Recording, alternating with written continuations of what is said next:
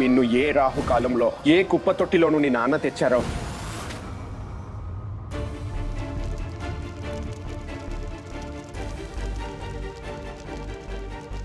మీరు ఇలా అనడం మొదటిసారి కాదన్నయ్య.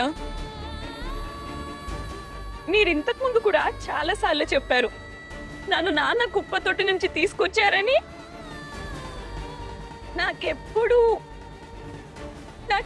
మీరు నన్ను ఆట పట్టించడానికి ప్రయత్నిస్తున్నారని అనిపించేది. ఎప్పుడు ఎలా అనిపించేది అంటే ఒక అన్న తన చెల్లికి ఆట పట్టిస్తున్నారని అనుకున్నాను. కానీ ఈరోజు మీరు అన్నమాట అస్సలు జోక్గా అనిపించలేదు. మీరు మనస్ఫూర్తిగా చెప్పిన మాట నా మనసును గాయం చేసింది. మీరు నిజమే చెప్తున్నారని నాకు అర్థమైంది అన్నయ్య. అవును కదా అన్నయ్య, అవును కదా?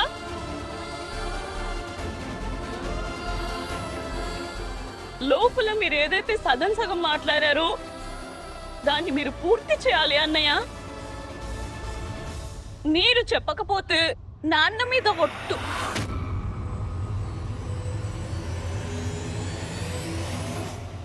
ఎక్కడికి వెళ్తున్నారు? ఆగండి, ఆగండి.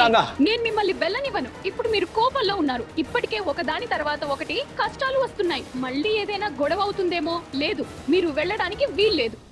నాన్న, మీరు దయచేసి శాంతించండి. సంజు బాధలో ఉన్నాడని ఒప్పుకుంటాను. మనమందరం కలిసి వాడిని చూసుకోగలం కదా.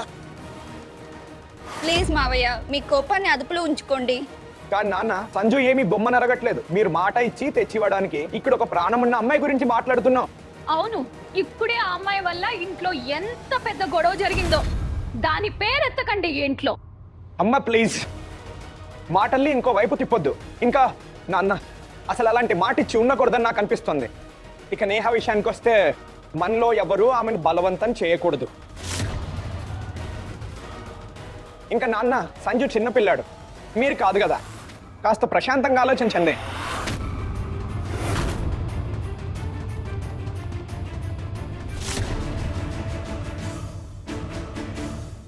ఆ అమ్మాయి మాయలోంచి సంజు త్వరలోనే బయటపడతాడు.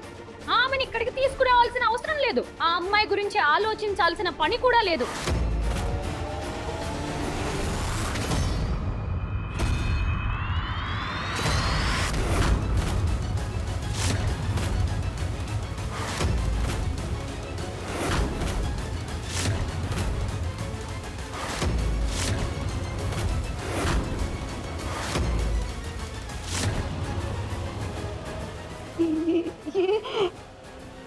మీరేం చేస్తున్నారు? ఇదంతా మీరేం చేస్తున్నారు నాన్న? సంజు నా కొడుకు, వాడంటే నాకు ప్రాణం. నేను వారికి ఏ మాట ఇచ్చానో దాన్ని చేసి తీరుతాను. ఒకవేళ మీరు మధ్యలో రావడానికి ప్రయత్నిస్తే నేను ఈ మంగళసూత్రాన్ని తెంపి మీతో ఉన్న అన్ని బంధాలను తెంచేసుకుంటాను.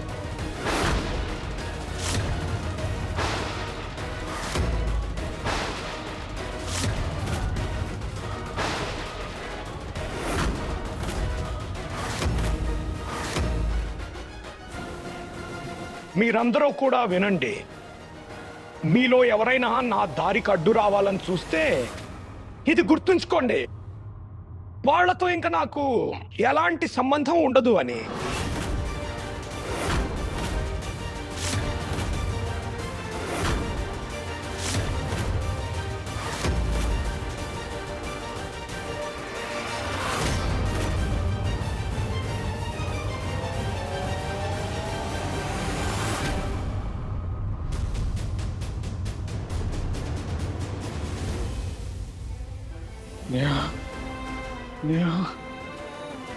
నాన్న ప్లీజ్ నాన్న, నా నేహ నన్ను కలపండి నాన్న. నాన్న, నేహ, నేహ, నాన్న.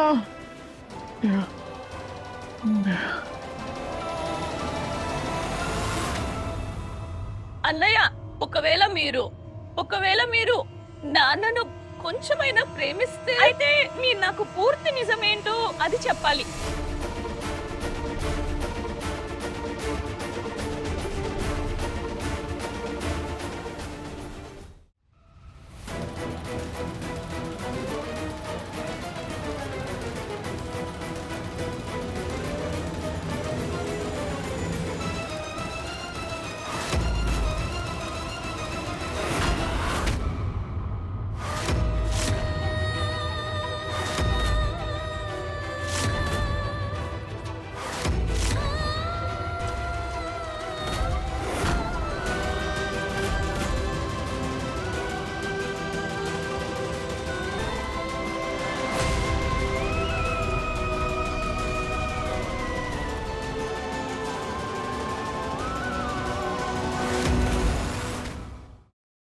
చిన్నప్పటి నుండే ఏ కుప్ప తొట్టిని చూసి నేను ఇంతలా అసహించుకున్నాను, అందులో నేను ముక్కు మూసుకుని చెత్త పడేశాను.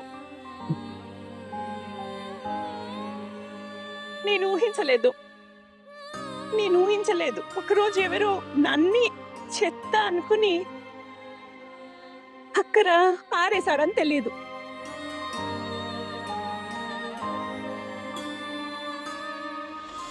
దాదాపు 19 ఏళ్ల కిందటి మాట.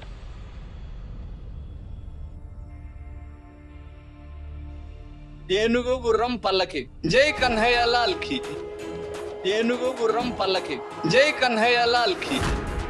ఏనుగు గుర్రం పల్లకి జై కన్హయ్య లాల్ కి. ఏనుగు గుర్రం పల్లకి జై కన్హయ్య లాల్ కి.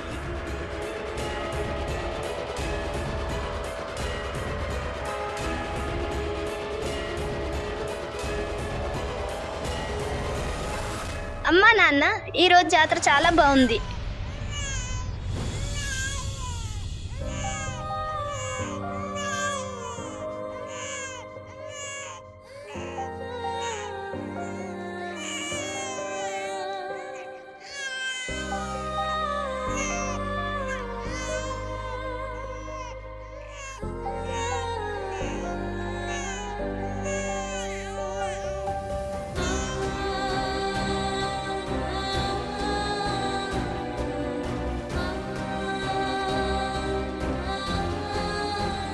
పాప బాగుంది. ఏ దురదృష్టవంతులో వదిలేశారు. ఇలాంటి పాపని ఇలా చెత్తలో పడేసి వెళ్ళిపోయారు. కానీ ఇదేంటమ్మా? ఇందులో ఈరోజు తేదీ రాసింది. చదువు ఏం రాసిందో.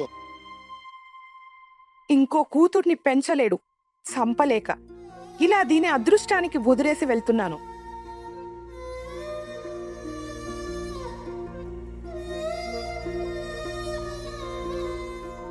సుష్మా, ఈ పాప మనల్ని దత్తత తీసుకుంది. మనం కూడా దత్తత తీసుకుందామా?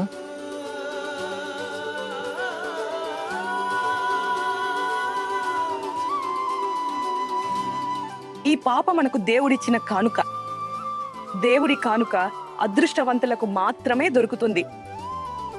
ధన్యవాదాలు ప్రభు, మమ్మల్ని అర్హులుగా చూసినందుకు. నా చెల్లెలు వచ్చేసిందమ్మా, నేను తనతో రోజు ఆడుకుంటాను. విచిత్రం చూడండి, ఈ రోజే మీ పుట్టినరోజు కూడా.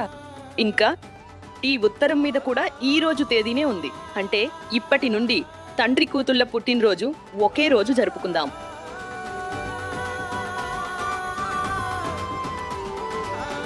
కానీ తనకేం పేరు పెడదాం నాన్న? మనది రక్త సంబంధం కాదు, ప్రేమ బంధం. అందుకే ఇప్పటి నుండి తన పేరు నేహా. దీని అర్థం అయితే ప్రేమ, అనురాగం.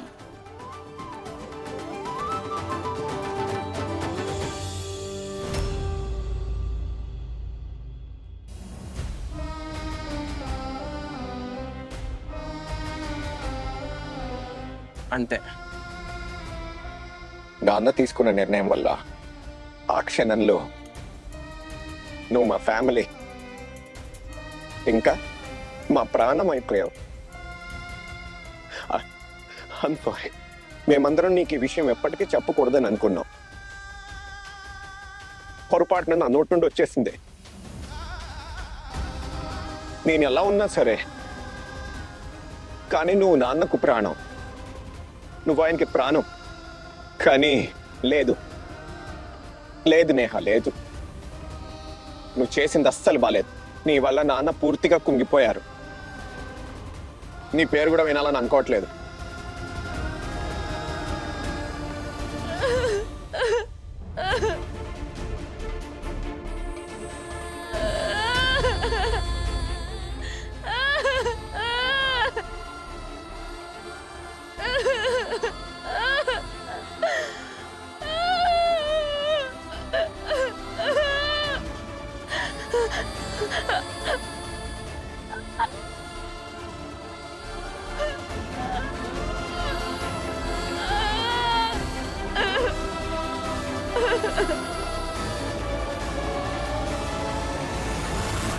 నేహా, కోడలు పిల్ల,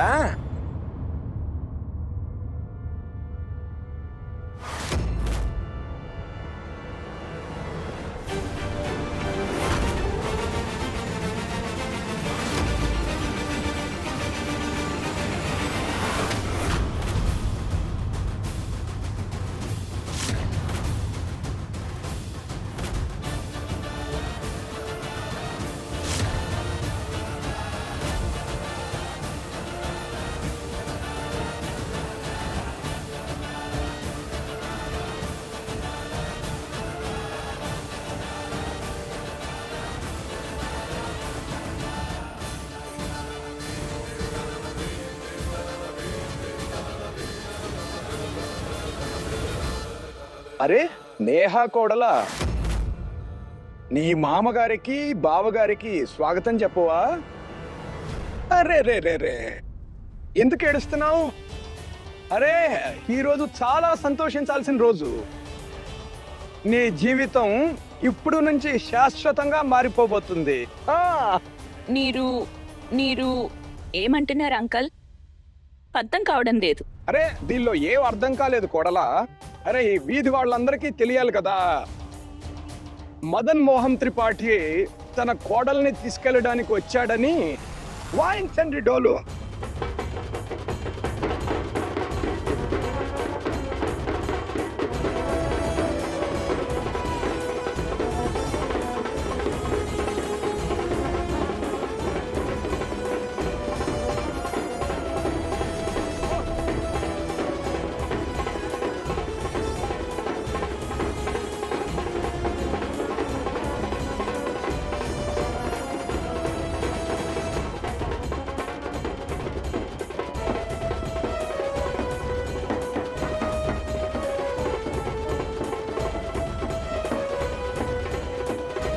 సంజయ్ త్రిపాఠి, నువ్వు ఎంత దిగజారాలో అంత దిగజారావు. నీ వల్ల కాకపోయేసరికి నీ నాన్నను పంపించావా ఇక్కడ తమాషా చేయడానికి? ఇప్పటి వరకు ద్వేషమే ఉండేది, ఇప్పుడు నీ మీద అసహ్యం వేస్తోంది. అసహ్యం.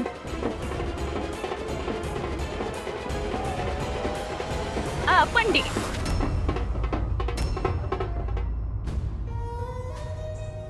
ఇదంతా ఎందుకు చేస్తున్నారు అంకల్? విజయన్న ప్లీజ్ వీకి నచ్చ పికనం తీసుకెళ్ళండి. నీ కొడుకు నా జీవితాన్ని ఇప్పటికే పెద్ద తమాషాగా మార్చేశాడు. కనీసం మీరైనా జాలి చూపించండి.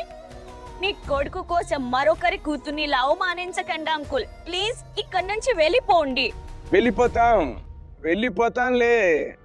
ముందు ఏ శుభకార్యం కోసం వచ్చామో అది చేయనివ్వు. అరే దీపక్ బాబు గారు, ఒక్కసారి బయటికి రండి. వజన గారు, మీ వియ్యంకుడికి దర్శనం ఇవ్వండి. అంకుల్ ఏం చేస్తున్నారు మీరు?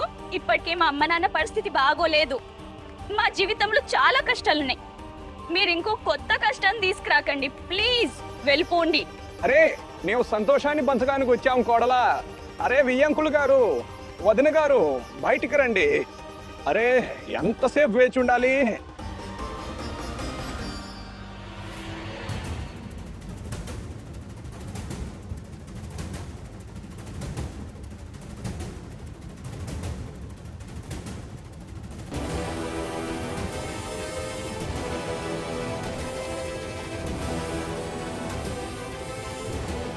మీరేమైనా మాట్లాడాలంటే నాతో మాట్లాడండి. చెప్పానుగా వాళ్ళని ఇబ్బంది పెట్టొద్దని.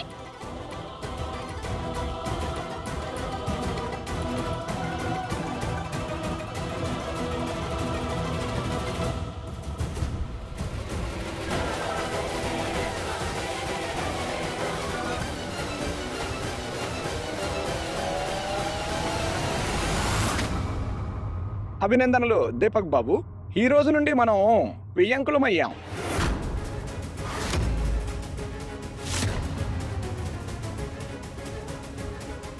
విజయ్ తాంబూలం తీసుకురా.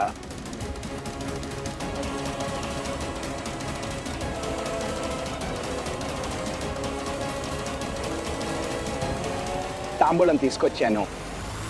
మీ కూతుర్ని మా కోడలుగా చేసుకుని తీసుకెళ్ళడానికి.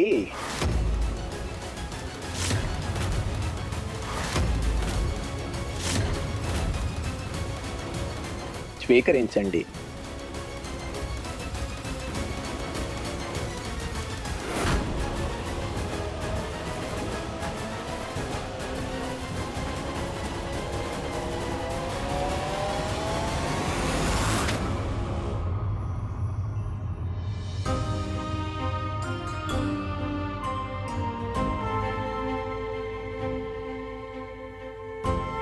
అత్తయ్య అత్తయ్య కొంచెం శాంతించండి. కృష్ణ, మీరు నా కోరిక తీర్చాలి, ఎలాగైనా తీర్చాలి. నీ పెళ్లి రాధగారితో జరగలేదు, కానీ నాకు నా నేహ పెళ్లి కూతురుగా కావాలి. ఎలాగైనా కావాలి. ప్లీజ్ కృష్ణ.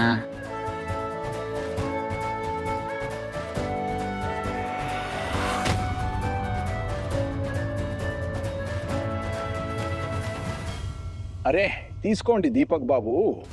మన మధ్య ఇప్పటి వరకు ఏదైతే జరిగిందో అది చాలా దురదృష్టకరం దీపక్ బాబు. ఆ చేదుగతాన్ని మర్చిపోయి ఉజ్వల భవిష్యత్తు వైపు అడుగు వేద్దాం. మనం పెద్దవాళ్ళం, ఆ మాత్రం పెద్దరికం చూపించాలి కదా. అయితే పదండి, తాంబూలం తీసుకుని మీ కూతురు నేహాని పంపించండి.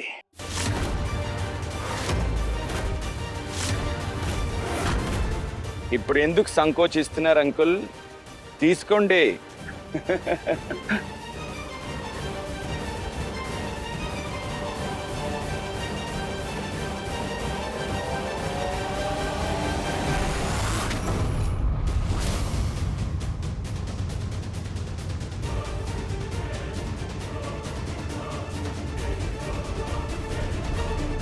అరే రే రే రే రే.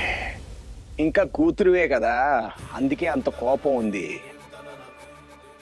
కోడలు అయ్యాక అన్నీ సర్దుకుంటాయి, శాంతంగా మారిపోతావు. అరే పదండి వియ్యపురాలు గారు, మీ ముద్దుల కూతురుని మీ చేతులతోనే పల్లకిలో కూర్చోబెట్టండి. ప్రియంకులు గారు, మీరు పల్లకిని వీధి దాటే వరకు భుజాన మోసుకుని రండి.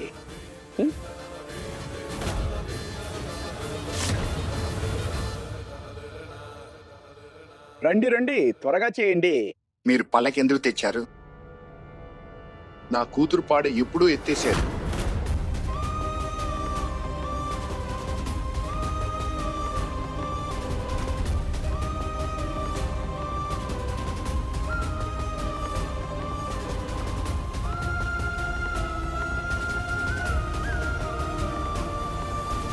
ఇది మంచి విషయమే దీపక్ బాబు.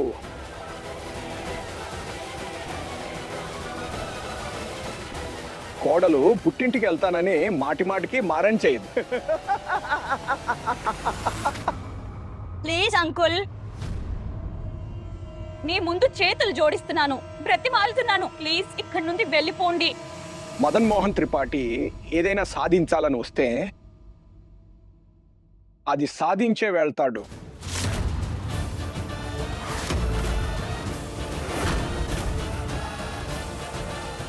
నేను ఇక్కడి నుండి వెళ్తే నిన్ను నా కోడలిగా నా వెంట తీసుకువెళ్తాను.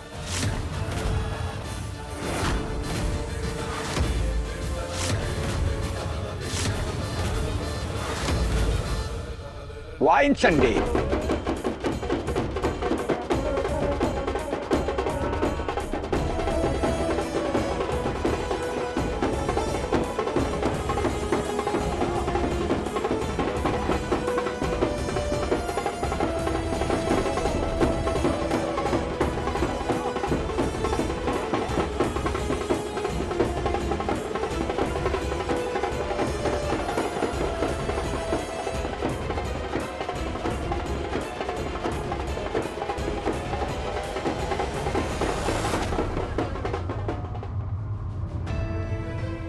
నేహ దగ్గర నాన్న ఏం గొడవ చేస్తున్నారో తెలీదు. ఆలోచిస్తుంటేనే టెన్షన్గా ఉంది. నాన్న మీద నాకు పూర్తి నమ్మకం ఉంది. ఆయన నా నేహాన్ని తీసుకుని వస్తుంటారు. అత్తయ్య, కొంచెం సంభాలించుకోండి.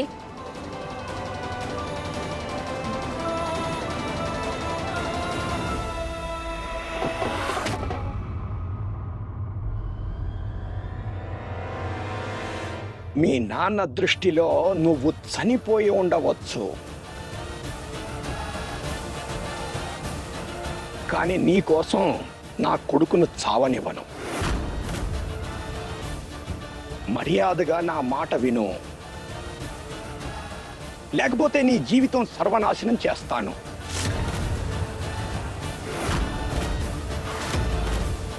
అంతా బూర్ది చేసేస్తాను.